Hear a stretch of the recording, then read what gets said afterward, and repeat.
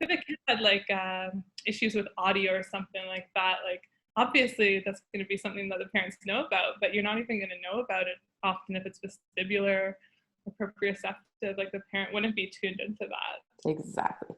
So that's what we're going to kind of go over today. So actually, you just made me think of something. Let me add it to my list. Okay. So these are the ones we're going to kind of explore. Okay. So I didn't put together a PowerPoint, obviously. It was lovely for the last few times, but we're just going to go based on conversation, and then anybody can take notes after from the recording. So a lot of the kids that we get referrals for are not even motor kids, right? So when you talk to the families and you get all the information, they're coming to see us for one specific reason. Either they're very picky about clothing and will only wear, I kid you not, only wear like one pair of pants, one pair of underwear, and 2 shirts, right? No socks. And the parents have to wash that laundry every day. And then they'll buy the exact same pair of pants, and the child will refuse them because now they're used to the other pants that have been washed 50 times. So the new pair of pants that's exactly the same brand, exactly the same size, feels different anyway because it has not been washed 50 times, right? They are that discerning about comfort and tags and seams and the feeling of things around their waistband. So, oh, I had another thought. Let me add it to my ideas. Okay. So when we get a referral specifically for a sensory issue, right, we're still going to talk to the family, find out, okay, are there any motor things that we need to look at? Every motor something is a sensory reaction, right? So we have to look at both. And we kind of talked about that. Our first one where we had our sensory motor processing, right, and our sensory modulation, or the under and over responsiveness. So those are the 2 spheres that we're looking at. So today we're going to look at that modulation piece. Uh-oh, you went all fuzzy. Can you still hear me? Oh, there you go. Perfect. Oh, I think I just moved here. Something. It's all good. It was just frozen for a minute. No, it's frozen again. Bummer.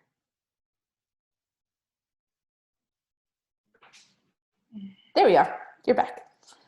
Yeah. Perfect.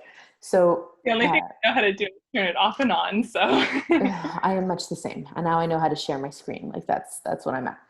So sensory stuff. If basically when you're looking at sensory, you're looking at 3 different areas. You're going to look at someone who is under responsive to something, over responsive, and sensory seeking. So they're defined differently. And I'm trying to think, maybe I have a nice handout to show you guys this. Let's have a look. Because it would be better if I can kind of show you what I mean. And I think I have it in my visuals. Visual is always nice. They're very useful things, these things. No, that's not the one I want. Here's integration of inputs. Is this the one? Nope, that's the same one. I have too many things on my computer, I think is what it kind of pairs down to. It's tough to organize it all too, and you don't have time to do the work that is pressing. That seems to be the case for me. It's at the bottom of the list. Well, and like I know where a lot of this stuff is, so I tend to just pull it up, but it would be much more helpful if I had it organized with the name. And sensory processing cheat sheet, is that the one I want? No, see, there's this beautiful table. Anyway, we're gonna not have it, I think, which is rather unfortunate, but maybe I can find it another time. I just don't want everybody to sit around waiting for me to find it. And it's not in my visuals, or not clearly labeled enough for me to do it. No, okay. So basically, when you think about someone who is under responsive, so you can call it hyposensitive, right? Or under responsive, they're the type who are going to need more of that input in order to really receive the information super well and stay organized by it. Okay, so that's often somebody who, with vestibular, for example, they need more movement. But when they receive more movement, they function better. Versus a vestibular seeker, who is someone who, when they receive more movement, they might feel good for a second or two, but then they shoot right through just right and are then seeking even more. But it is disorganizing now. It no longer organizes them.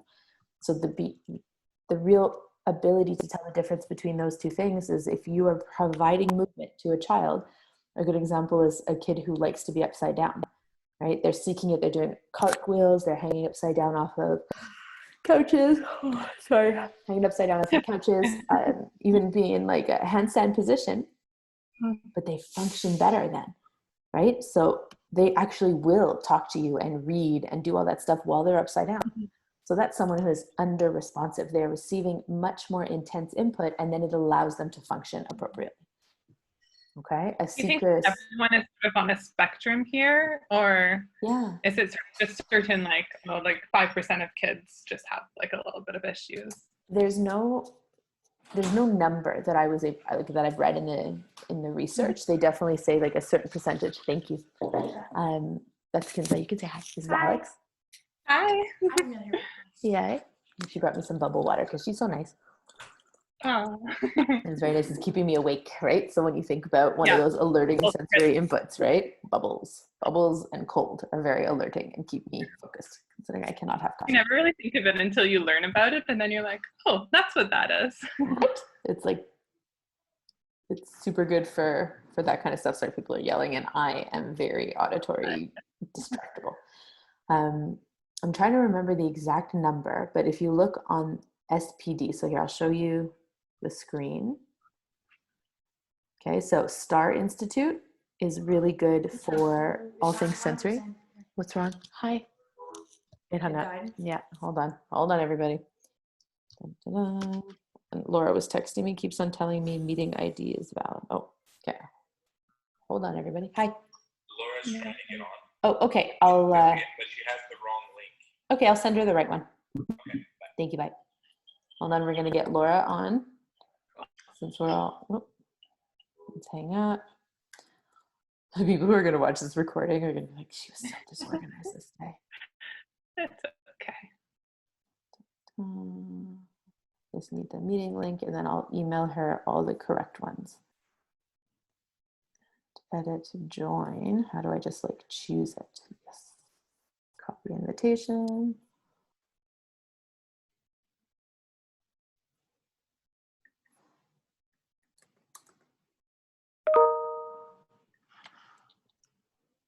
Oh, she sent it to me like 10, 12 minutes ago. Emailing.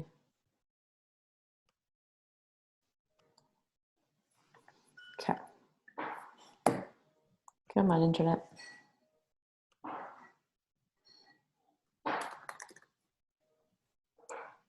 Can you hear all those beeps, or is that just me? You can't hear them? I heard one beep. I don't hear anymore. Okay. There were so many. It's like, what's happening? Okay. Perfect. So now she should be able to join, and our problem will be solved. Participants 2. Okay, so it's still you and me, but that's all right. How do I go back to Zoom? Now we're in our meeting. Honestly. I'm not the person to ask. No, it's okay. What was I sharing? I was on the internet, right? We were sharing the SPD. Yeah. Here we go. All right. No. Perfect. Okay. So definition of SPD. So you can kind of have a look through all of this. It talks about the 8 sensory systems, right? The cause of SPD, and then the 10 fundamental facts. So it's kind of going to discuss all of this stuff. This is the basics. This is a really nice place to start if you're curious about stuff. And then if you look into a bit more information, right, they talk about it, red flags, symptom checklist, subtypes, etc. Misophonia. So that's something we'll talk about a little bit today. Okay, but if you look at subtypes of SPD, this is the chart I was looking for. Okay, perfect. So you have sensory processing disorder, sensory modulation disorder. So that's sensory over-responsive, sensory under-responsive, and your sensory craving or sensory seeker. Okay, so those are sensory modulation stuff. Then you have your sensory-based motor disorder. So that's dyspraxia or postural disorder. They also have like bilateral coordination disorder. Like there's a bunch of stuff kind of under that sensory-based motor disorder. And then you have your sensory discrimination disorder. So discrimination is your sense of the actual receptor working in your body. So some kids who maybe have had burns aren't going to have the tactile receptors necessary in those areas, right? So that's usually when there's a real problem discriminating receiving the information, whereas sensory modulation disorder is our ability to make sense and use the input for organization and regulation. Okay, so the subtypes are all explained. It will talk about all of them and you can look through it. Okay, like it literally tells you what everything means, which is wonderful. And then It looks like a really good resource. it's a lovely resource. So it wasn't here that I found it. Anyway, somewhere in this site, I found a statistic one day, and I have it in a slideshow and I'd have to find it. Oh, here you go. So although SPD is described as one of 3 primary patterns, because a person can affect it in 1, 2, or 8 different systems, right? It could be anywhere. It could actually be considered another 8 different subtypes, bringing the total number of subtypes, okay, to 13. But if you think about it up here, it talks about why it's so difficult to understand, right? The person can have 1, 2, or up to 8 different sensory systems affected, plus 6 different subtypes. So you have 8 to the power of 6, or over 260,000 different patterns of expression for SPD. So each person with SPD, which isn't a valid diagnosis, right? But it's how we refer to it anyway, especially in the States. But they really have to be individually assessed to figure out what is their body telling us, right? What are they really looking for? Okay, let me see if. That was going to be my question. It's not a DSM diagnosis, right? But we still just referred to it as SPD. That is correct. Or we don't even all the time, right? Hi, Laura. I'm so sorry. Hi, yay, I finally made it. I'm so sorry. I didn't look at my phone. Now I've got it in front of me in case anybody else is trying to get on or have trouble, but I am very bad at my phone. Please tell me this is filmed. Yes, I've taped all of it. Okay, good. Oof. Okay. Don't you worry. And you'll see how like disorganized I was. And I was like, that gave me an idea. And I like went to my Word document. Anyway, we're going to talk sensory and we're really getting into the good stuff now. So I have this chart. So if you go, you can look up here. It's SPD STAR. Okay. It's the STAR Foundation. It's in Colorado, I believe. Lucy Jane Miller. And this chart really explains the sensory processing disorder. In the US, it's super popular. They call it SPD. But we're going to talk a lot today about the sensory modulation disorder. It's these areas: sensory under-responsive, sensory over-responsive, and sensory craving or sensory seeking. So those are the areas we're going to focus on. I have a question. I mix up these 3. Yeah. I want to know, do they not interlap? Do they often come comorbid? Like what? Well, because you have 8 different sensory systems. So you can be sensory over-responsive in one system and sensory under-responsive in another. And you can be totally neutral and like efficiently working in different. So actually I was just telling Kinza, they have a cool stat up here, right? And so they say SPD, hold on, let me move this up to the top so I can read it properly, right? But SPD may occur in each sensory system, visual, auditory, blah, blah, blah, all 8. And symptoms may vary depending on subtype. So that's why SPD is so difficult to understand and diagnose. And it's weird for me that they use the word diagnose because it is not in the DSM. So we aren't technically allowed to diagnose it. Even if we did have the ability to diagnose, it's not in the DSM to be a valid diagnosis. But you will have people who say, well, my daughter has SPD. Like, possibly yes, but it's not going to get you a code in the school and it's not going to get you funding, right? We have to always bring it back to behavior and try to link it to something motor so that we can qualify them for funding. The person, yes. Sorry. I just want to, this is the lot, and then I will let you speak. No, it's okay. But sensory modulation disorder, and you're always speaking. You don't know how to handle sensory your vestibular, your proprioceptive information.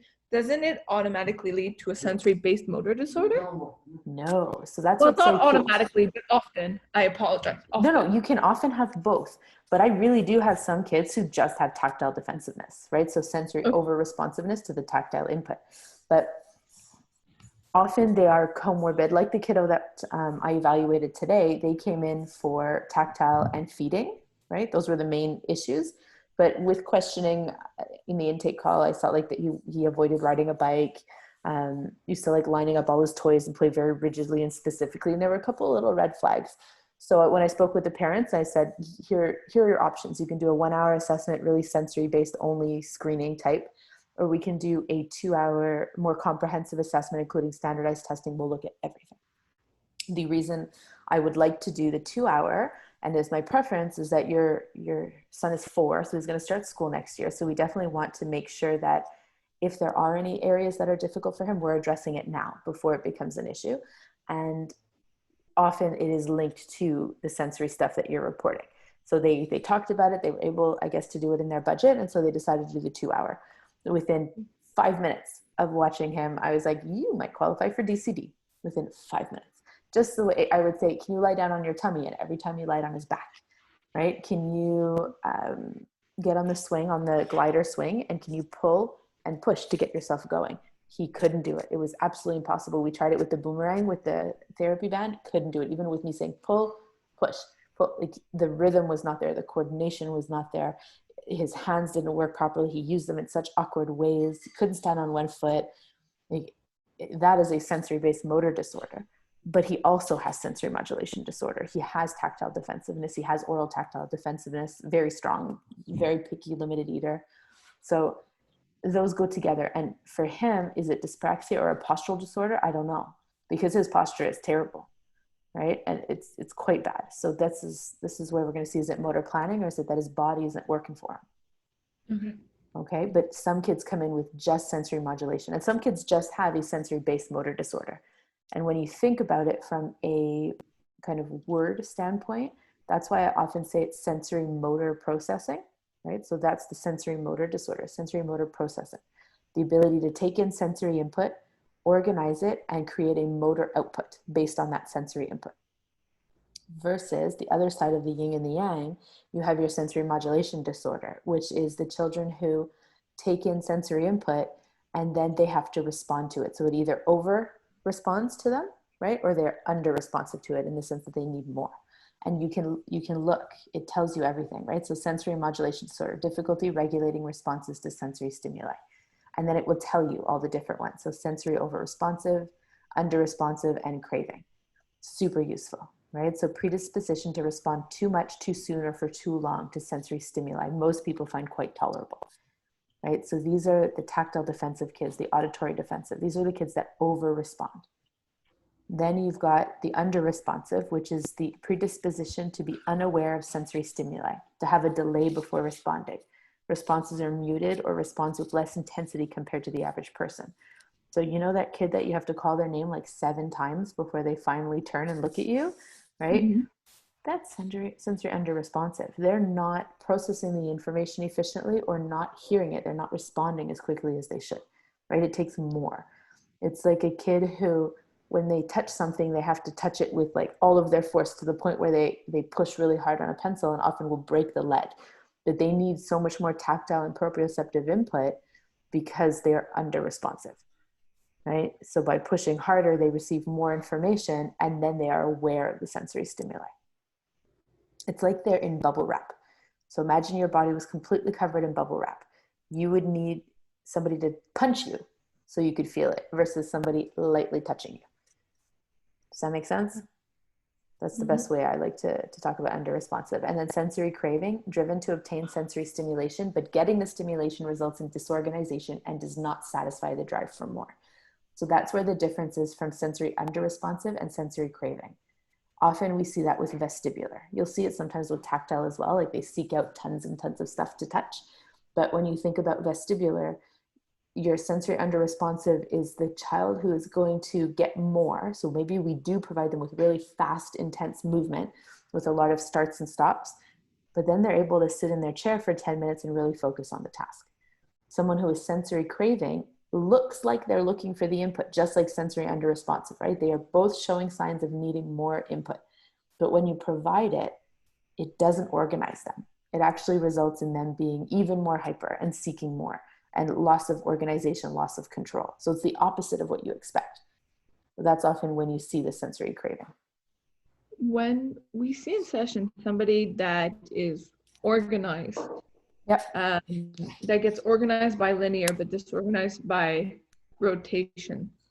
It means there's sensory craving in terms of rotation, but sensory under responsive in terms of linear. I don't know if it's that black and white. It's more just that their threshold is reached with the linear.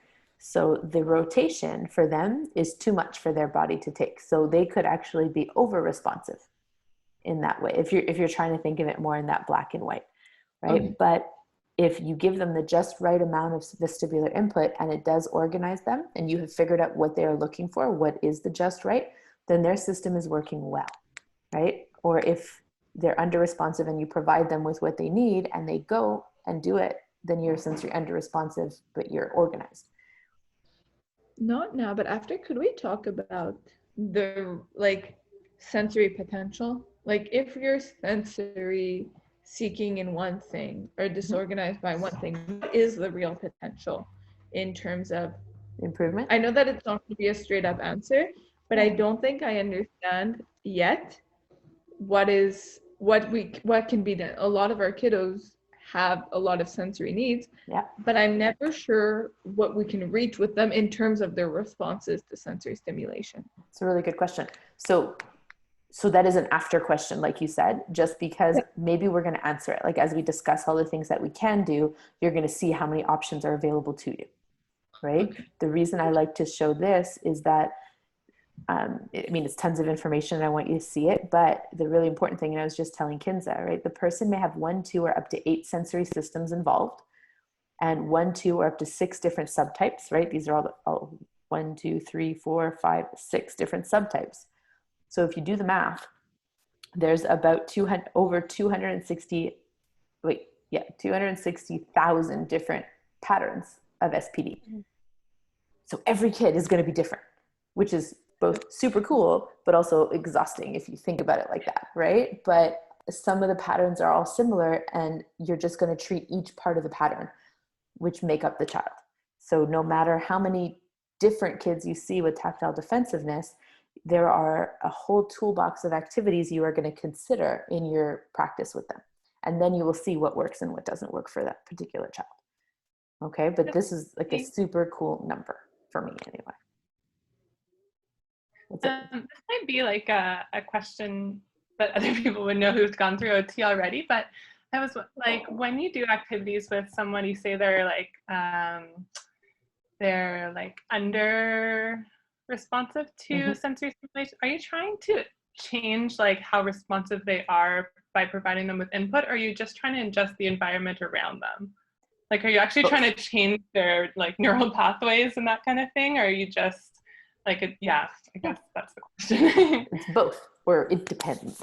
I tend to say that I'm going to take a double approach. So I'm hoping to actually change the neural pathway. I would like them to be able to process that input more efficiently, right? Whether it be more of it or less of it more efficiently. Oh, I'm going to sneeze. Hold on. Excuse me. Oh, I don't want that to be loud. Yeah. And so, thank you. I want them to be more efficient. So that's like one road we're going down, right? But that takes a while. That's not going to happen overnight. But they need strategies for right now, because they are in distress now often, right? They aren't being able to put on their outdoor clothing, or they're not being able to wear pants, right? But it's starting to get cold in the fall. The strategies are what we put in place to help them cope now. Always remember that it's their body forever, right? I've always been sensitive to sound. It hasn't changed. It hasn't affected my function to the point where I've needed to treat it specifically, right? It doesn't prevent me from doing things. If I'm tired and I have a headache and then I hear lots of loud noises, it might bring on a migraine, right? If my husband has left on the TV or oh my God, Kate, the car, this is the number one thing, right? So I get in the car and I turn it on and the volume's at like 55, right? And I'm like, ah, and I'm like desperately trying to find the thing to turn it down. Okay. And then my heart is racing. I'm mad at my husband, right? He knows this. He knows. But every time, because he's deaf. Okay. I swear to you, he's deaf. He listens to it at 55 and I'm going to listen to it at 10. Okay. That's the difference. And we will sometimes listen to it together at like 25, where I cringe a little bit and he's like, I can't really hear him. So neither of us are satisfied. So like, but it hasn't impacted my function in a huge way. There's stuff I can do, but it's more that I make strategies. Does that make sense? Right? Like I'm going to be careful about it. So you can do both. You can both change it and provide strategies so that we can cope with it for the rest of our life, because it is going to be a factor for the rest of our life. How successful is it, like changing it? Do you actually get good results from providing that kind of input? Yep. I don't have a percentage for you. Maybe there is in the research. Definitely have not had time to do all that reading. I have Yeah. seen really cool changes, like really Wow. nice ones.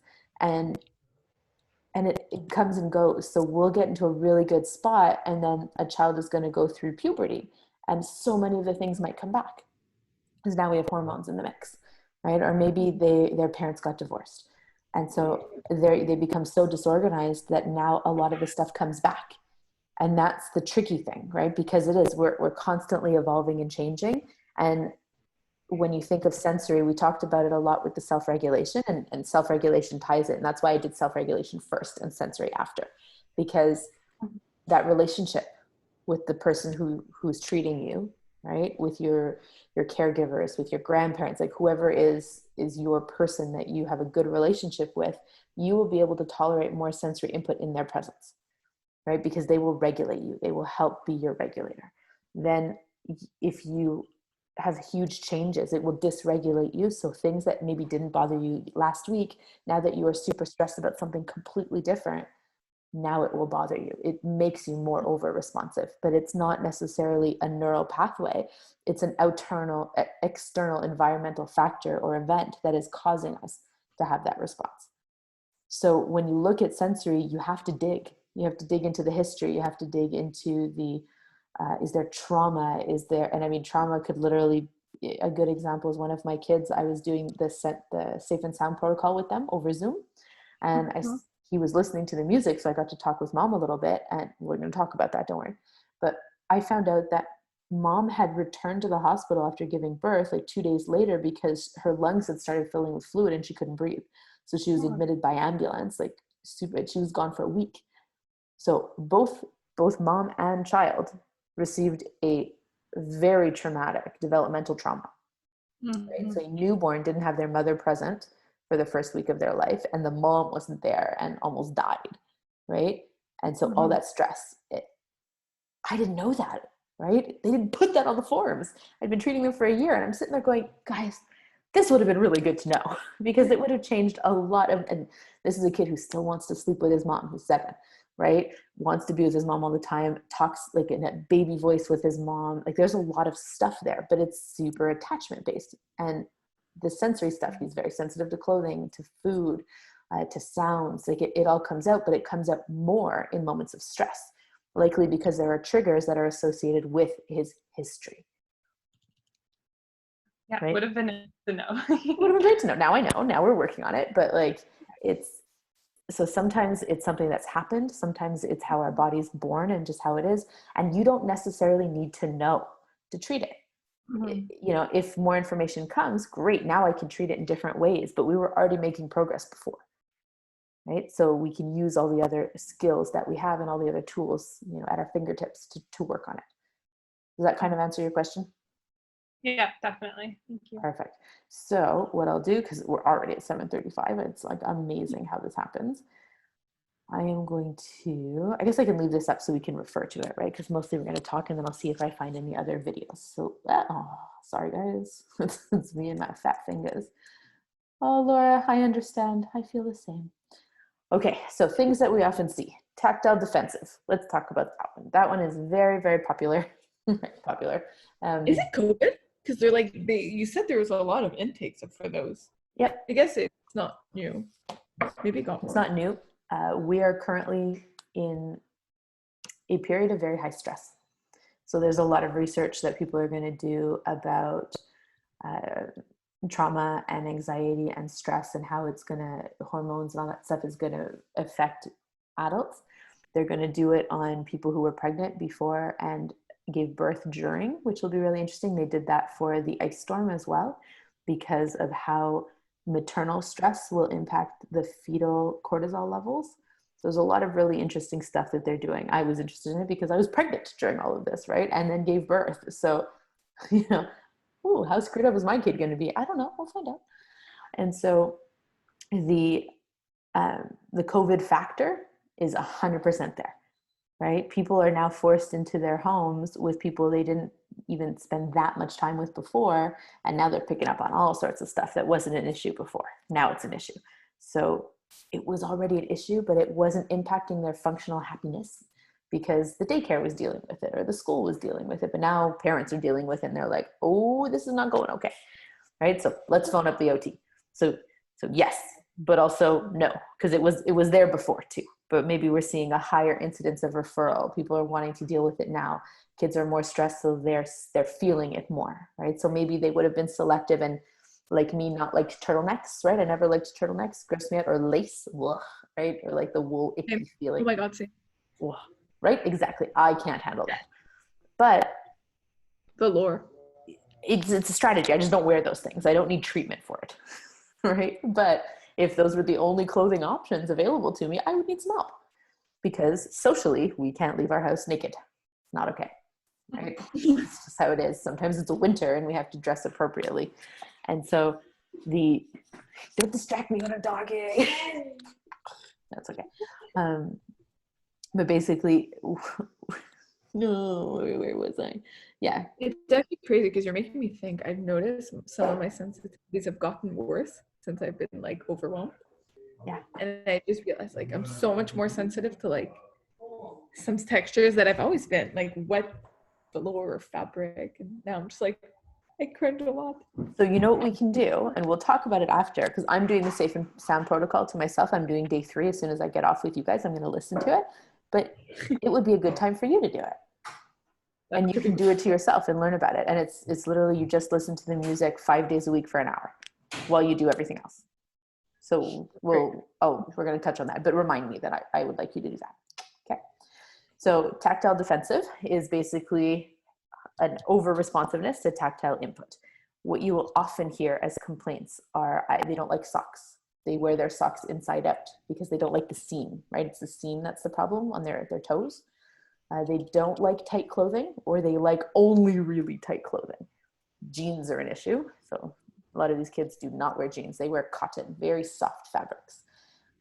They will not like underwear, absolutely flat out no, or only have like 3 pairs of underwear that they like, or they want it to be super, super tight. Like these are the kids who will be more comfortable wearing pajamas that are 3 sizes too small. That's how tight they want it, right? Because it provides that deep pressure input. These are the kids who will have a really hard time transitioning from winter to spring, right? So from wearing long sleeves and long pants to now wearing shorts and t-shirts. And then it'll take them a long time. They'll finally get comfortable again in shorts and t-shirts. And then 3 months later, we're going to be like, hey guys, it's fall. Break out the long sleeves again, right? And then it's like a whole other meltdown. And again, another month of adjustment. Right? And it's the same when you have to put on winter clothes. So these are the kids who can't tolerate mitts. They can't tolerate hats, anything on their heads, scarves. Snow pants are scratchy. There's so many like factors involved, right? So tactile defensive can also be the kids that don't touch anything slimy or sticky. They get really upset with glue. They get really anxious and upset when their hands get dirty when they're eating. So they want to wash their hands all the time. Okay. If you present shaving cream and a child goes like this, right, the finger splay, okay, that's like, this is the extreme of dislike. When you see a finger splay, that's like extreme stress, right? Plus, like whatever you're doing, stop it right now. Because this is their body going like, hell no. Am I going, like, I had a kid leave the room when I took out the shaving cream. I was like, oh, hi, what's up? And so the body's response in all of these sensory moments is ingrained in the body. It's not a cognitive response. It is a reflexive response. Okay, so they aren't thinking about it. They're not planning it. They're not doing it to make you mad or to ruin your day. It's a visceral response. And that's a really big thing to help parents understand. Okay, because they aren't trying to make themselves mad. Like if they say that something hurts, it hurts. It's not, I guess maybe it's more the language that they have to talk about it, to say that it hurts. Maybe it scratches, maybe it itches, but they're using the words that they have to explain how it feels on their body. And we need to respect that and talk to them about it and say, okay, great. Thank you for telling me that. And then you decide, okay, what can I change for right now to make it through the day? So can I just buy cotton clothing for right now? Yes, great. And that will give us the time to work on desensitization so that when they have to wear something like a school uniform that maybe isn't made out of cotton, they are able to tolerate that. Make sense? Okay. So I feel like I almost should have done, I have a sensory 101 slideshow too that I've done for parents. I almost should have done that and like just sped through it. So it would be easier. It would have been easy to organize, but we'll do this and then I'll kind of look through it for next time. You got tactile defensiveness. You do get tactile seekers, the kids who need to touch everything, but I think I'm going to focus more on defensiveness for today, and then seeking or under responsive, sorry, we can talk about later, just so we have our timing kind of divided. Okay, yeah, I'm going to pull up the PowerPoint. It's going to organize it so much more, and you guys will be able to see the notes, so it'll help you understand.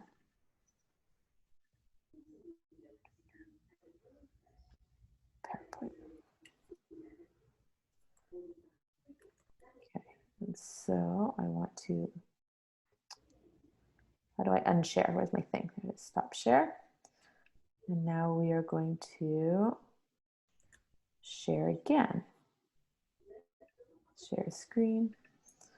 All right, so we talked about what is sensory, right? We've got our sensory systems that we all know and talk about. I'm going to kind of go through this a little bit quicker, but you can see like we could talk about SPD, the other things.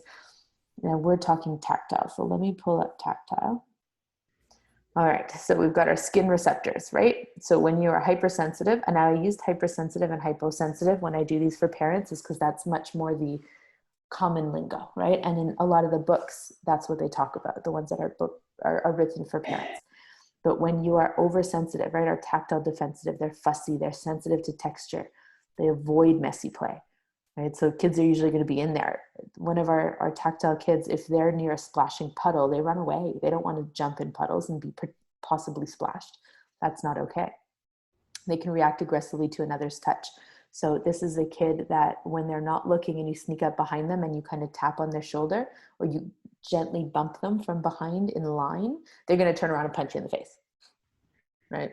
That's what's going to happen. That's not an expected response when somebody kind of nudges you in line, but it'll cause a lot of social issues. It'll get you in trouble at school. It's not okay. They often feel pain excessively when they're really sensitive, right? And I've got kids who are hyposensitive or under-responsive who, when they broke their arm, they didn't even complain. Okay, that's how poorly they sense pain, which can be really cool if you think about it, but also really dangerous, because what if they run the water too hot when they're about to get into the bath and they stick their hand in there and they burn their skin, right? But their sense of pain is so different than yours or mine that they have to use their eyes to visually check things, right? Or they have to make sure that the water spigots are always at the right place to protect themselves, because when they touch it, they don't feel it the same way that you and I would. So our hypersensitive kids are really sensitive to temperature changes. They only like warm food, right? Or they only like really hot food. And they can often get distressed with grooming activities or dressing. So these kids are also the ones who hate having their hair brushed. They hate having their hair tied. That can be a big, big problem for a lot of families. They don't like brushing their teeth. They don't like washing their face. They hate having their nails cut. That's a big one, right? The dislike of nail trimming. So you'll see stuff like this come up in the questionnaire, right? Questionnaire, sensory processing measure, or sensory profile, or the parent report. Those are the areas where you're going to see this stuff come up. So when you think about hypersensitive, you're looking at these things. And when you think about hyposensitive, you're looking at they respond only to firm touch. They invade space, often touch things and people to the point of interfering in ADLs, right? In the sensory profile, they say to the point of irritating, okay? Because it does, it gets really annoying if someone's always on you all the time. Grips objects too firmly, so they break stuff, right? Or they hold a cup, right? A styrofoam cup, and they'll break it instead of drinking from it, that kind of stuff. Like they use too much. They may be unaware of food left on their face or around their mouth. Clothing can be left on backwards. Okay, these are the kids who can wear the shoe on the wrong foot. Have you ever tried to do that? It is acutely uncomfortable. You cannot function that way. These kids can. So imagine how much they aren't feeling the same way you and I are, right? Like that's so uncomfortable. I had a kid come wearing his pants backwards, like the wrong way with the butt in front. Oh my God. Okay. How does that, like that cannot feel comfortable. How did that happen? I'm how? Right? They did not notice.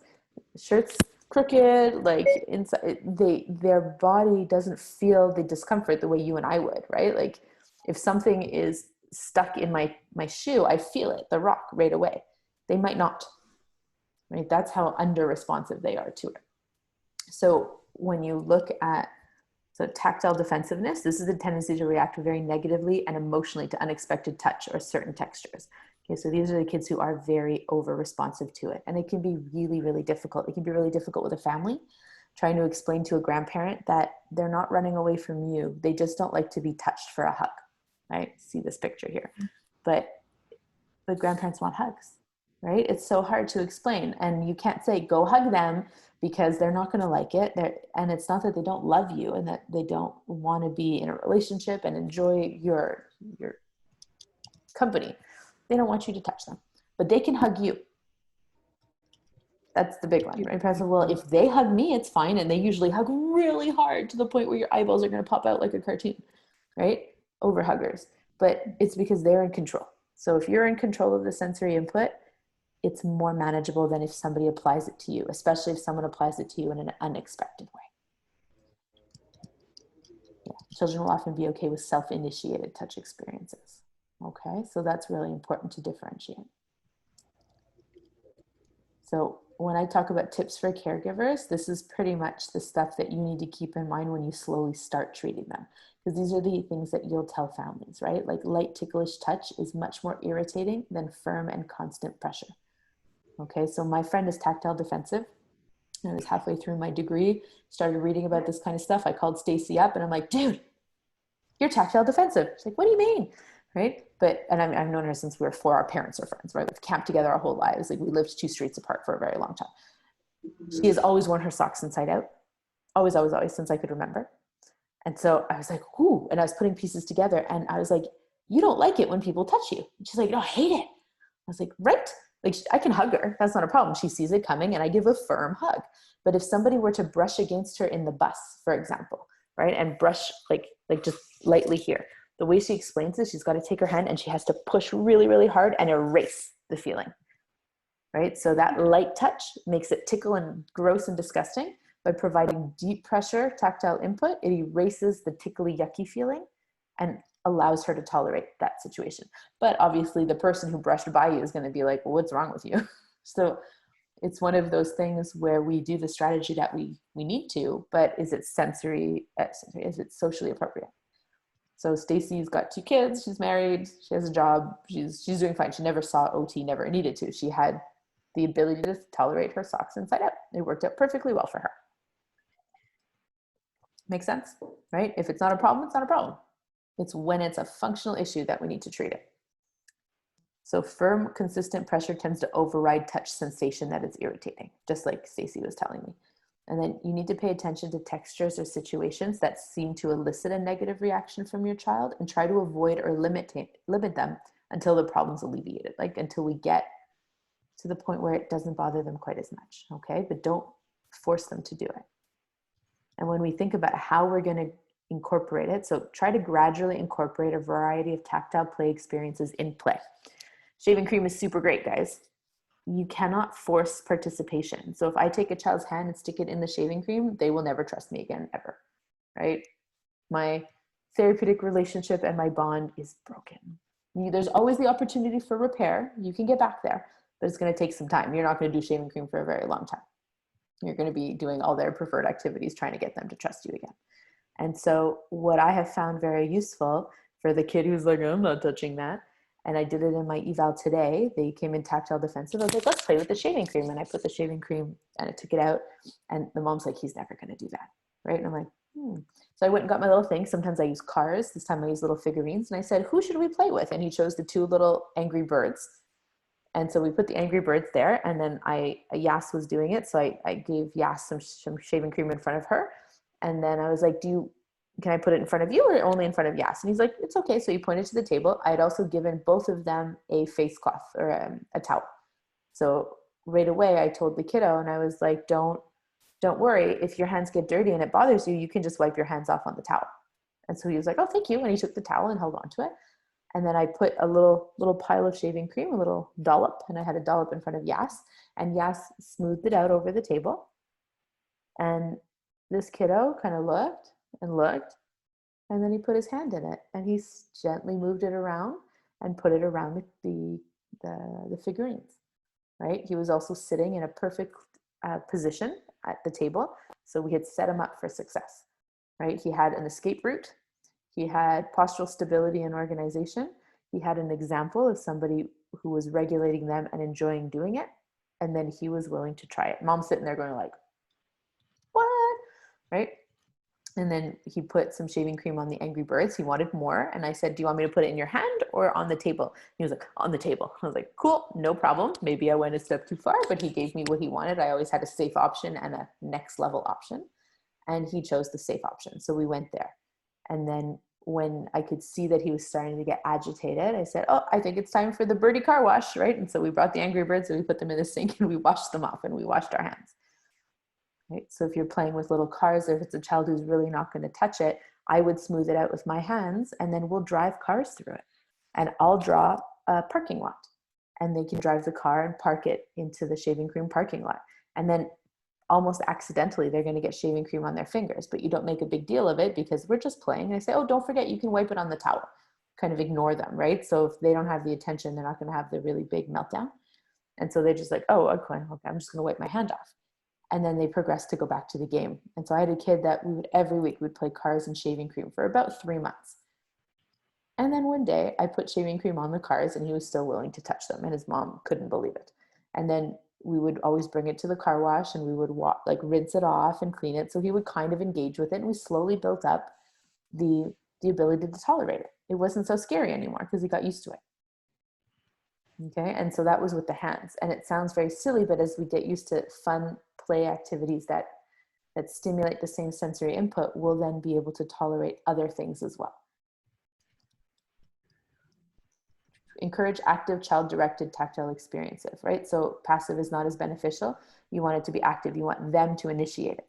If I took the hand, put it on the car and started driving it around, it wouldn't be as beneficial as the child actively engaging and doing it and then reaching for the shaving cream and using it. Make sense? So shaving cream is a really good one that you guys want to use. Other ideas for tactile, okay? So we have shaving cream. If a parent's like, what kind of shaving cream? I always buy the same one. It's a sensitive brand, okay? We have a budget for shaving cream. You can then encourage them to get the gel shaving cream, which then when you rub it turns into foam, right? So it's different smells, different colors, different textures. You can have, right? It's super fun. And what's great about shaving cream, because the parents can be like, it's going to make such a mess, but it cleans up super easily. Yeah. Water, you don't even need soap. The only time I'm going to ask you to be careful with it is if you put it on a mirror, right? So if you put it on the big mirror at Point Claire or the mirror at Outremont, it'll smear. You really need to clean it with a product because otherwise it'll create like a fogginess in the mirror, right? Just over time, that's what'll happen. But any other surface, you're good to go. You get a wet towel, you wipe it down, and then you dry it with a dry towel, right? It comes right off a child's hand. Their hands smell good, right? They don't even need to use soap. Some will prefer to, some won't. But it's such a cool medium for us to work with. I've brought it and I've done it with whole daycare classes, right? And they all got in front of them and the educator helped me and we had many towels, but they had such a good time. So you can draw things in it. You can use it for handwriting. There's tons of ways to play with it. Other sensory stuff that you can play with would be sand, right? You can use lentils in a bin. You can use split peas or beans, any kind of tactile bin that you can put together. And if you Google tactile bin, you'll see dozens of ideas. And then you encourage the parents to pick a theme of stuff that they can do. So I have a sand pit with it's like a Tupperware with sand in it, the kinetic stand. And I got all these little bulldozers and front loaders and cement trucks. I know all the trucks now, right? But Max is into trucks. So I was like, cool. So he plays in the sand and he moves his little trucks around in there and there's little pylons and all sorts of stuff. So if a child's into dinosaurs, you can get a bunch of dinosaurs and you can have digging for fossils. If a child is into Hello Kitty, you get a bunch of Hello Kitty stuff, right? And you put it in there and you search for it and you play with it in the different tactile boxes, whatever motivates the child to do.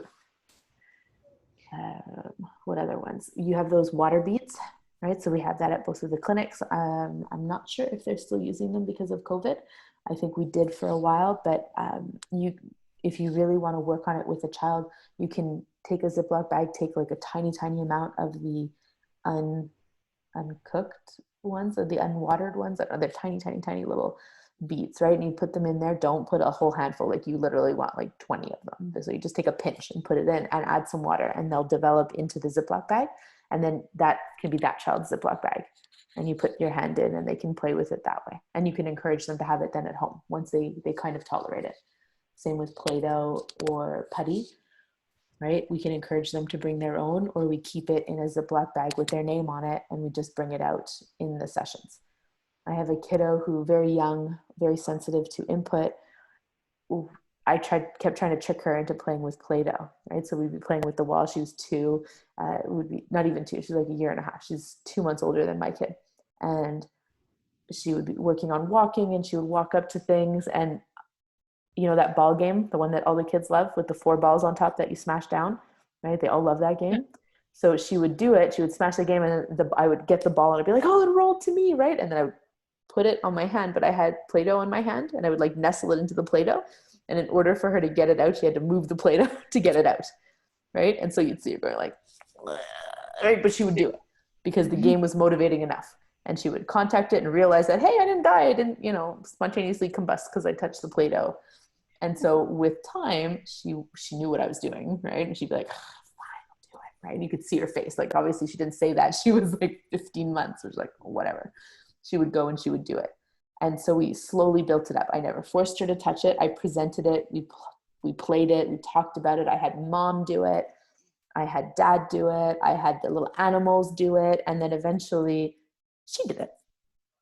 So it takes time. And that's, I guess, the most frustrating part of sensory is it takes a long time to get somewhere if we're going to do it gently and, gently, I guess is the best word for it, right? Like respectfully. We respect the way it feels for them. Is he asleep already? Oh, were you rocking him? Or you put him down? Okay, good. I didn't hear any crazy screaming. That's a success for sleep training, everybody. Yay! That's good. Yay! Again, he did that beautifully yesterday. Okay, he did the same thing yesterday. He cried for 10 minutes and went to sleep. And the night before it was like 4 hours. So different. However, he still wakes up multiple times a night. So that's when it's going to suck, when he's going to cry. I'm going to bed in like half an hour, guys. Like I'm going to bed because I was up super early and I'm going to be up again all night because I'm not going in. So if he wakes up at 2, we're going to see how long he cries at 2 a.m. The sound machine is cranked full blast in Max's room so that he doesn't wake. Okay, let's finish tactile today, right? So heavy work activities. Oh, yeah, go. How do we compensate? Because like Play-Doh, the balls, not with the idea you gave, but Play-Doh, sand, board, even lentils. How do we COVID it? How do we COVID okay this? We need them to have their own, right? So you would tell the parents to make it for the house. So you'll need to find like pictures online of what you want to do, what you're thinking of, and send it to them and have them do it. And a lot of this stuff is really budget friendly. It's not expensive, right? And ideally they should be doing it at home. It's almost better that they do it at home than in the clinic. In the clinic, it's nice because we can slowly build them up to it and show them how to do it and teach them how to do it. But for right now, let's get them to do it at home, right? And then you say, okay, bring the bin with you to your next session and we'll set it up for you. Bring all the material and we'll set it up and we'll try it. So you can make it as a therapeutic activity, but one that they take home with them. Send me like an email that you sent like that to a parent or something, just so I can like use it as a model. I don't think I have one. I haven't done it yet. I've been on mat leave. But if you have a kid that you suspect that you would like to do that with, right, then I'll help you write a letter for it. But basically, I would talk to the parents during the session and be like, hey, some of the ideas I have, we can't use the material we have here because I can't clean it, right? I can't clean the lentils because if I wet them, they will then be no longer dry and good food for playing. So take your kid to the store, have a look at lentils, split peas, beans, and have them pick which one they'd like to do, right? Get a Tupperware at Dollarama. Get some, like if it's a girl, like jewelry things at Dollarama that they can hide in there. And bring it all with you to the next session and we're going to set it up. And so it's like a project that the kid can do with you. It's super fun, right? And then you're going to cut the thing open, you're going to pour it in, you're going to have them feel it. And then ideally, I mean, I've even recommended, you know, those Tupperwares that you slide under a bed, the really long ones, but that are very shallow. Yeah. I've encouraged families to fill that with beans, and it goes under the bed. A lot of beets. It's expensive. You go to Adonis or something like that. You don't go to IGA, right? Like you go get the big things. Right. And I encourage them to put like a bed sheet, right? Yeah. Or a tarp, and then you roll the bin onto it, and they get in there. Wait, we lost you. No. We lost you. To ask the questions. Am I back? Yes, no, you're back. Excellent. Okay, so put a bed sheet or a tarp or a shower curtain down. You roll the bin onto it and put the kid in there in their underwear. Why not? They can put their whole body in there. It doesn't have to be just the hands, right? Or they can put their feet Like in there. the and beets walk in around. it? Yeah, like if you have it in the big Tupperware. Isn't that a lot of money in beets? Or are beets really cheap and I didn't know? No, they're definitely cheap because the dried beans are cheap. They're not that expensive. It could cost them $60, right? But it's not going to cost them like $500. And if it's one child using it, you don't have to replace it that often. Does that make sense? So they're going to keep it and use it. And if some of the beans get dirty, they'll take them out. But Well, does it have a value in reusing it? Or once they're used to that tactile experience, to kind of move on to the next? so they're not necessarily going to get 100% used to it.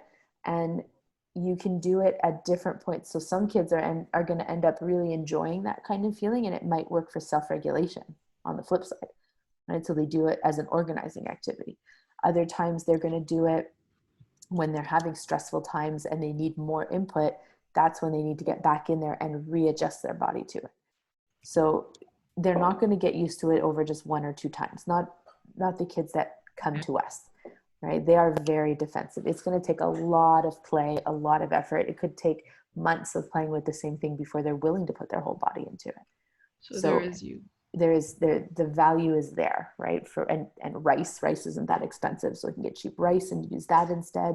Anytime they're going to use one kind of recommendation to make, anytime they're going to use beans or rice or any of those perishables, before they open it and put it into use, put it in the freezer. So have them put in the freezer overnight. It will kill any little bugs that might be inside. And it's totally normal and it happens, right? Like it's the same when you cook it, you look through things. But I definitely had one with little bits in it, and I didn't know that trick. And I had to throw it away because it's when it comes out into air, right, that they're born. And then I saw it, and so I had to dump it. And that's when I learned the trick about putting it in the freezer. I did not know that. Learn something new every day. So sensory bins are really fun, right? Sand, all that kind of stuff. IKEA has a table that I want to get it for Max. It's like a child-sized table, and it has space for 2 bins that are kind of into it, and then it has a cover that allows the whole table to be for drawing and etc. So they can take that cover off and then do all the sensory play and then put the cover back on, right? So there's tons of options for doing this at home. Good? How, to ask a specific, what would you do with Avia? I'm trying to remember everything about her right now. 3-year-old. Oh, yes. Okay. So she was really interesting because she was sensitive when we did the brush to her arms, right? So the Wilbarger brush, that's this one right here. She was totally okay with it on her legs, did not like it on her arms or her hands. She's picky about clothing. She doesn't like to, like, even when I was doing massage, she was okay with it on her legs, was not okay with it on her arms. So I would actually do the stuff that she doesn't like slowly and steadily. So if I wanted to present her with the brush again, because I think that's going to be a very valid thing to try, I want her to do it. I cannot force it to her. She loved it on her legs. She didn't like it on her arms. But now I know I want her to do it on her arms. She needs it on her arms, right? That's the area that she needs the most because she doesn't want it. So I'm going to give it to her, kind of like I did. You saw me do it, and I let her do it to me. And I would have her do it to her mom. I'd have her do it to her dolls, to whoever she wants to do it, just so she gets into the act of it. And then she did let me do it once or twice to her hand, which was great. And I would try to say, okay, now it's my turn. Can I do this arm or this arm? And sometimes they'll just give you an arm because you gave them an option. You didn't say, can I do it to you? I said, this arm or this arm. And they'll be like, here you go. Right? But it works. I'm telling you, it's hilarious. Can I go hard or soft? right? I'm giving them just enough control in the situation so that they can then regulate, because they have control over how fast you're doing it, or how many can we do, 3 or 2, right? And so then they pick how many times I'm going to do it. So anytime you give a choice, you are creating a more regulated atmosphere for that activity. For that kiddo too, we're going to do tactile bins. I want her hands and stuff. We're going to play with shaving cream. We will encourage her to have the water beads at home, to use putty, to use different to bake and to cook with her parents, right? To touch raw egg, to touch those kind of things, to make dough. So anything where she has to knead the dough, because that can be deep pressure, which is organizing, right? Input, at the same time as touching different textures, right? Have her make hamburgers. That's a really gross feeling, right? Like you're really in there mixing it up. So anything where she is going to experience it, but as part of an enjoyable play activity. If she won't do it right away, how can we grade up to it? So if we were going to do sand play, for example, and she was like, I'm not doing that. Kind of like how I had said, oh, it's awake again. Yes.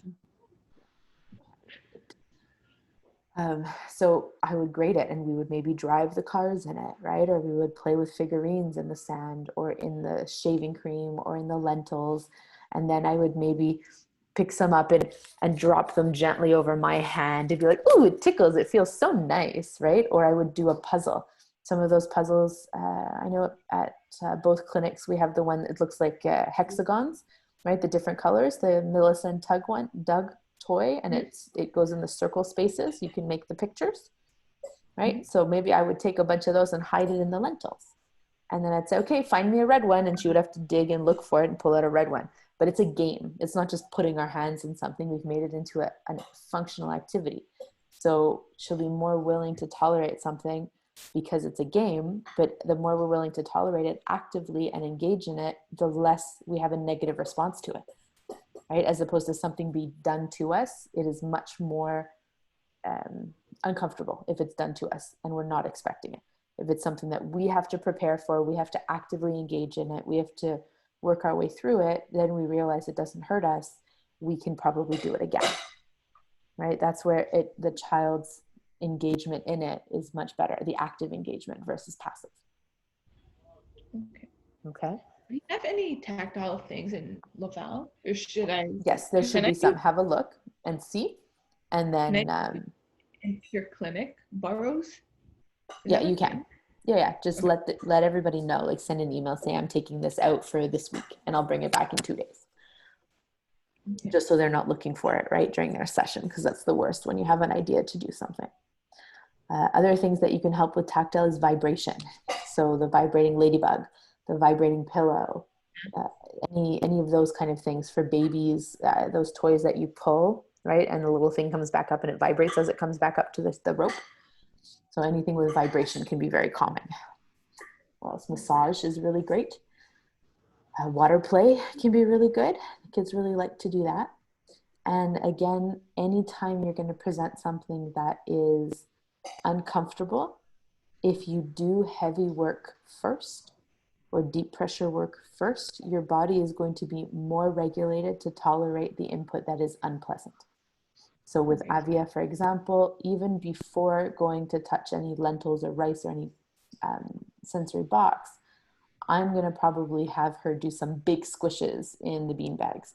And then I might have her blow some bubbles first and then hug her mom really, really tight.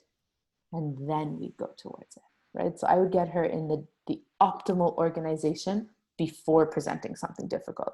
I would not start my session with it, for example, right? And part of it too is having that rapport, that relationship with a child and the ability to observe.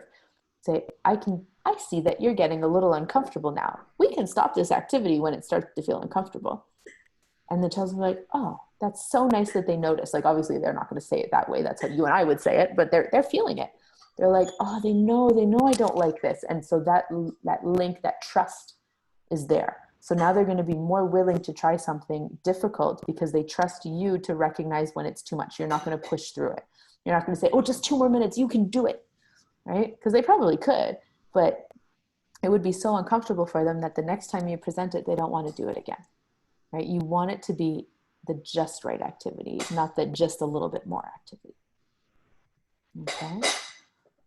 What else do I do with tactile? So the other thing to do, and a lot of this is stuff we're going to cover with auditory as well, right? And then we'll like fine tune it, same with vestibular.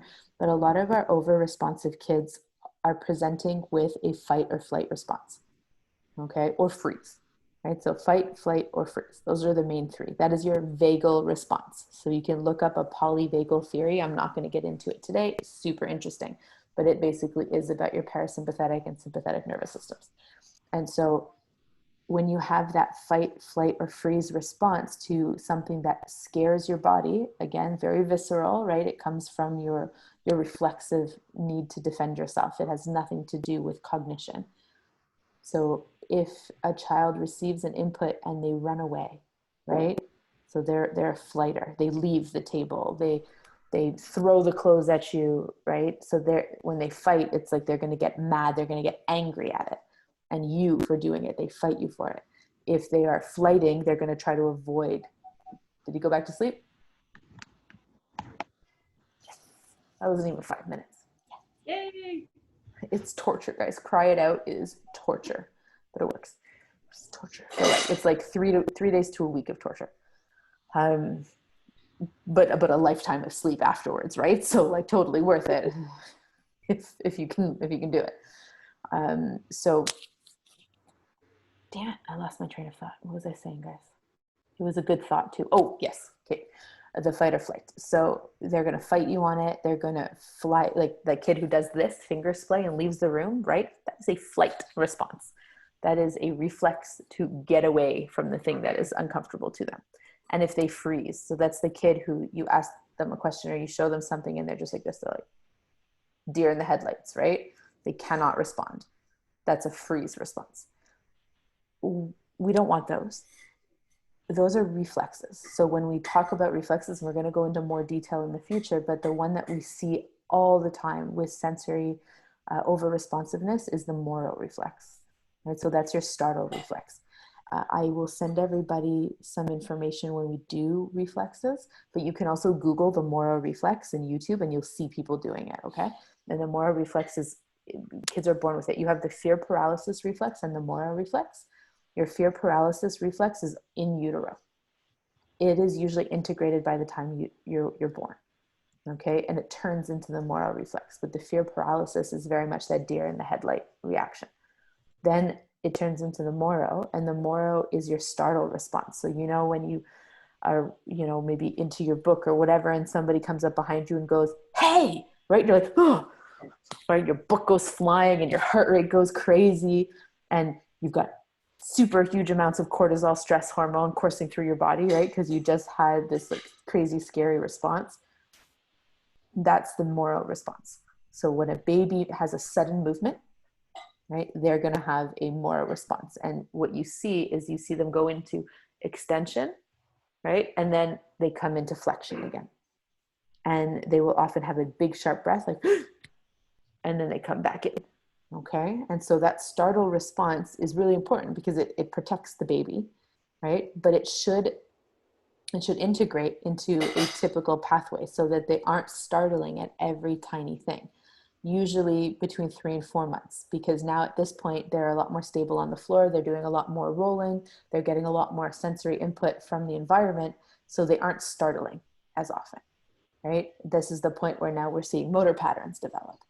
And we don't have to swaddle them anymore because they aren't moving and startling themselves and waking themselves up 8 million times a night and driving you crazy. So when we see our sensory sensitive kids, like those hypersensitive, over responsive kids, they almost seem to be having a more response to the input that is being provided, especially if it's unexpected noises, loud noises, or unexpected touch or unpleasant touch, right? That the response, the kid who turns around and punches the buddy who bumped into him in line, right? That's a fight response, right? The response is usually one of those things. So helping to integrate the Moro reflex can help desensitize and reduce the negative response that a child gives to unexpected input or unpleasant input. Does that make sense? Okay, so we can actively work to decrease the Moro reflex. Yes. Cool. It's super cool. And it's not hard. It's one of the easiest ones to do and to teach. So we're not going to go over that today because I feel like that's too much. Like, let's do theory and then I'll do reflexes after. If you have a kid specific that you want to do it with, talk to me and we'll do it. But usually I would start more with the deep pressure and slow integration of activities because that's easier for the parents to do at home first. And then the reflex integration is the next step. Okay. But by reducing that reflexive response, they're not going to be so negatively affected by the input. So now they'll be able to tolerate it better. Right. And then if we think about the Wilbarger brushing, that's something I do almost always when there is an over responsiveness or a self-regulation issue, because it was initially kind of intended for tactile defensiveness, but it feels really good. And so if a child is dysregulated and disorganized, but not necessarily from a tactile input, but even for vestibular or auditory, I'm still going to do it with them because it's going to create an organized, calm, just right body space for that child. But if I've created that, they can tolerate new things. Go. Is there a video you can send me? Because I'm going to probably do that with Abia, but I have no idea how it's No, going to be so done. I have to teach it. So it cannot be taught by video. I have to do it to you, or Sam has to do it to you so you feel it. And then you have to do it back to us. So basically when I teach a therapist, I teach it the same way I would teach a parent. You have to be confident and comfortable enough doing it to teach a parent how to do it, because ideally they're going to go home and do it. Right. And so I have it all typed up. So I'll send it to you. I have it in English and French, and that's what I give to the parents step by step so they can refer back to it. But when I explain it, I often say, this is something you need to do 5 times a day in the way that they have envisioned it. And the parents go like, right? You see the Moro response, 5 times a day. I have so many other things to do. Like, they're going to forget. Right. Yeah. But you want to say 5 times a day, because then you make a deal and you say, but I know that it's really hard to do 5 times a day because you guys are really busy. It's with school and with the work and with getting dinner made, and parents are like, right. Yeah. So now they're like coming into you, right? Now you're holding space for them. You're getting them to buy into it. And then you're like, so I like to do it 3 times a day. I like to do it in the morning before school. I like to do it after school and before bed. I fit it in with the natural rhythm of your day, right? It has to become part of the routine. And then the parents are like, okay, yeah, that's kind of reasonable. But if I said do it 3 times a day, they might do it once or twice a day. But because I've said you have to do it 5 times a day, but I'm willing to let them do it 3, they are more likely to do it 3 times a day because they already think they're getting away with doing less. Human. I'm telling you, it works every time. Okay. They think there's, and I'm like, on a weekend, if you can do it 5 times, do it 5 times. So they're going to feel great if they manage to do it 5 times, but they'll be willing to do it 3 times a day because they think that they're already getting away with murder. All right. So this is just a fun fact that I like to share. What I would do, Laura, is maybe chat with Sam if you see her before you see me, and have her show you next Wednesday. Build in some time to have her show you. I taught her. She can teach you very well how to do it. Okay. I'll send her an email, see if she can slide in a 15-minute to teach exactly. me. And Kinza, you can sit on it too. And then Kinza and Laura, you guys can practice on each other. Right? But it sounds silly, but you need to be super comfortable and confident doing it, right? Because the kids smell fear, right? They know. They do. They're like dogs, right? Cats, dogs, like animals and kids. They smell fear. They smell discomfort, and then they take advantage of you. So you want to be cool about it. And it's often something that isn't comfortable for them. So you need to put them at ease. So you need to be completely at ease with it, because they're going to know. Right. And if you're at ease with it and you're smooth and comfortable doing it, it doesn't even take 5 minutes to do it. It's super fast. Right. It's the parents that are learning that you see them going like slow and careful. And I'm like, you've already lost their attention, guys. Like, they're gone. They're trying to run away from you. You got to be fast. And usually as I'm doing it, I'm talking to them. I'm telling them a story. I'm asking them about their day. Right. I'm trying to keep their focus from a cognitive standpoint. And then I'm their relaxed, organized person. So there's a relationship standpoint, and then I'm providing the sensory input. So we're hitting all 3 of those spheres, like we talked about for self-regulation. Okay. No, sorry. I think no. Oh, and he's awake again, isn't God, it's gonna be a long night. He's so stubborn. Anyway, so the Wilbarger brushing is one of the exercises that I will do for most over responsive situations, right? Especially tactile. And it's because it's deep pressure, right? So you'll see, like, we'll show you how to do it, but it feels like a massage. It does not feel like a brush brushing against your skin. So it's not just for tactile, just for any auditory. Right. The bonus with tactile is that because you're providing that deep pressure sensory input to the receptors that are already sensitive, is we are desensitizing at the same time. Right. But it also has the benefit of being very calming and organizing, because you're doing the brushing, but then you're following it with deep pressure compressions. Right. You provide compressions to the joints, which is proprioceptive. So you're hitting both deep pressure and proprioceptive heavy work with this activity. That's doubling up on organizing, calming input. So you're regulating, well, because most of them are regulated by proprio. So often Exactly. you're regulating while doing something. Exactly. And sometimes you do it to a kid and you watch them melt. Like they're just like, right? I do it to the hands and I take the brush away, right? I'm moving the brush away and the hands following the brush. They're like, keep going, right? Don't stop. And the parents sit there and they're like, and I was like, it's like I hypnotized your kid, right? They're like, teach me how to do this, right? But I've done it with kids and we do it before bed. So kids who have trouble sleeping, sometimes this helps with that because it gets them into that just right state to go to bed. It's a transition activity for that. Some kids who have a hard time waking up in the morning, right? Because there's a whole other reason, but they could be late starters in the morning because they're up too late. They have a hard time regulating their vestibular, right? But providing this kind of input in the morning can be a really nice way to actually wake up the body, because you're not only desensitizing, you're also bringing awareness to the body by doing it, right? It can work both sides of the coin. Okay. All right. I have 2 questions unrelated to this before the end of the session. Yeah. So when we get to the end, I think I'm going to stop because it's already 8:30 and there's a lot more to go. So next time we'll do auditory and some of the listening programs, and we'll try to get into vestibular as well. Okay, but tactile is a big one. So, and when you assess for this, that's something else we should do. So when you have an assessment and you're like, what do I do? What do I look at in a screening, right?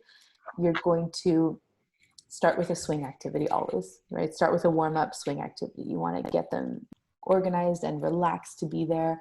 They know they're here to be tested. They're not dumb. They know that they're maybe going to have to do something that's uncomfortable to them. They know this is a problem, unless they're like 2, right? In which case they're just happy to be playing. So you play. Yeah. But you want to do a warm-up activity. During the warm-up activity, sometimes you can talk about it. You can say, how come you're here? What are you here to work on? What would you like to improve with? Or if the kid's not talking, you say, Mom, and I say it like that. I go, oh, Mom, what do you would want to work on for John? Right. And the parents, like they get right into it and they say, oh, well, sometimes it's really hard for him to put on a snowsuit in the winter. I was like, oh, that's so interesting. Is it true it's hard to put on your snowsuit in the winter? And he's like, yeah. Right. I'm like, okay, well, that's good to know. We can help with that. Right. I want to go play outside too. And they'll be like, oh, this is great. Right. So they'll talk about it. But you like to warm up and get them open that way. And then what I might do is look at some of the prone extension, supine flexion, or balance activities just to kind of play, right? Again, in the game, but I want to check out their postural stability. So anytime a child is responding a lot to any sensory input, we want to regulate them further. What is very important to regulation? Postural stability, breathing. Okay. Core activation, anticipatory core activation. Those kind of things are regulating. So if we can get those things firing, you're adding to your regulation bucket, right? The more stuff you have in that regulation bucket, the better we feel. And the better we can tolerate the stuff that makes us uncomfortable. Okay, we'll then look at the systems that aren't working. So if it's tactile, maybe I'll pull up shaving cream. Maybe I will pull out lentils or sand and I'll see what they're able to do, right? And then I see that they start to get disorganized. So maybe I'll go to the scooter board because I want to see how they respond with movement or with postural stability when I move them with momentum out of midline. Then maybe I will try the Wilbarger brushing like I did with Avia. I wanted to see her response. Maybe I'll try some vibration. So in a way, it's testing out some of the tools that you would naturally want to try to see what the response is. Right? So when you're going to assess, you're looking, well, what works and what doesn't work. And you're just trying to rule out any other things that could be an issue. And then the most important piece of information that you're going to get is going to be in the sensory profile and in the parent information sheets, because they're going to tell you about what they're seeing at home. Because sometimes kids come into the evaluation, the screening, and they're perfect angels, right? Because they know they're being tested, the little buggers. Yeah. So they're going to be willing to do everything that you ask. Or it's a new environment and you're a new person, so they don't want to seem like they can't do it. So it's not until they feel really comfortable with you that you're going to see the behaviors, the negative behaviors. It's that kind of stuff that you want to look for. Okay. That makes sense? Maybe we'll test for the Moro, or we'll talk about the Moro and try some of the Moro reflex stuff. So we'll talk about that too in the future, right? And if you need, let me know beforehand. But those are the things that I generally want to for sure check during that 1 hour screening or the 50-minute screening. I want to talk with the kid, talk with the parents. I want to see if they can do jumping jacks, right? Like I almost feel like we should make a list of like all the things that we could check during a screening, and then you can pick what seems most appropriate. But I want to just rule out any other concerns, because some kids dysregulate by motor challenge, right? So the kiddo that I saw today, I set him up for success. He was able to do the tactile stuff. He was actually more disorganized by motor challenges that I presented that he, perceived that he couldn't do. So if I had just been doing a screening and I had missed that, then I might have missed the fact that he's responding stronger to sensory input in moments of motor demand, because it is a double load, right, on his body and on his brain. Logical? All right, so we'll stop here. What questions have you guys got? I'm getting tired too, so I'm done. My brain is finito. Unrelated to this, I just wanted to know if you ended up figuring out who had the DIR floor time. Yep, so Sam has it. And so when you see Sam, you can have her transfer it right to your computer if you want. Otherwise, I will be bringing, Daniel, do we still have the drive here, the Kiddo Active drive? Maybe. I'm going to look for the Kiddo drive. I have a drive, like a external hard drive. It says Kiddo Active on it, on a piece of paper. It has all the continuing education that we have available. So what we are going to do is put it on there, because Sam tried to send it by WeTransfer and it was too big. It wasn't sending. So we'll put it onto that drive, and then you plug that drive onto your computer, you drag and drop, and you'll have it. So you can email Sam and ask her, like, hey, can I get it from you next week? But Kinza, if I find it tonight, Daniel will bring it to Point Claire tomorrow, and you can bring it back to Outremont to Sam on Saturday. We'll do this whole like thing, and then we'll bring it back to Point Claire. It lives at Point Claire, but we can get access to it wherever. It lives at Point Claire. Other question: Do we have any handwriting tool trainings? Handwriting without tears, ABC Bloom, anything at all? So we don't, because those are mostly live. I've never seen one Zoom based or like over the internet. What's the word I'm looking for? Yeah, like video conference, whatever, recorded online trainings. Online, there's a better word. Online training. I have, let me have a quick peek at what I've got. I probably have some intro stuff, but when we're going to look at handwriting, there's a lot you can learn just from practicing. Okay. And we can do on handwriting like a little chat one day. And I think we did cover a lot of handwriting stuff one session, right, when we talked about like Matman and handwriting without tears and that kind of stuff. I don't have under videos. Would it be under there? No. So we can have a look. Maybe they are offering online handwriting without tears and stuff now because it's not being offered in person. So it's very possible. Yeah, Spiral Foundation. I have mastering praxis, kind of swimming and SPD, self-regulation, gravitational security. So I don't really have one specifically on handwriting. So that's one we're gonna have to talk and learn about as we go. Okay, because You having a lot of handwriting Okay. kits? well, I have a few, but in general, I'm gonna need to know. I'm thinking of Matthew, but anyways, we can Yeah. discuss it at another time. Yeah, so Laura, you and I will set up a call maybe on Friday or another day. Like I don't know what the Jewish holiday schedule looks like. So We're good pick a every day. day but the week. Okay, Like- so Fridays until 6, we're good. Finish Yeah. work at 4:30, so 4:30 to 6, I have wiggle room if you're Okay. available.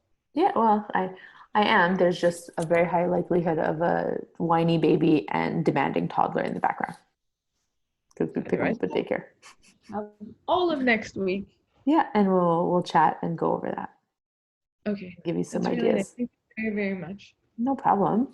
So that's today. That was a big one today, but we kind of got into all the information, and then next time we'll cover auditory and vestibular because those are the other two really big ones that we over respond to.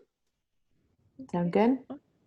Perfect. Thank you so much. Thanks, Thank you. guys. Have a good night. Go rest up, okay?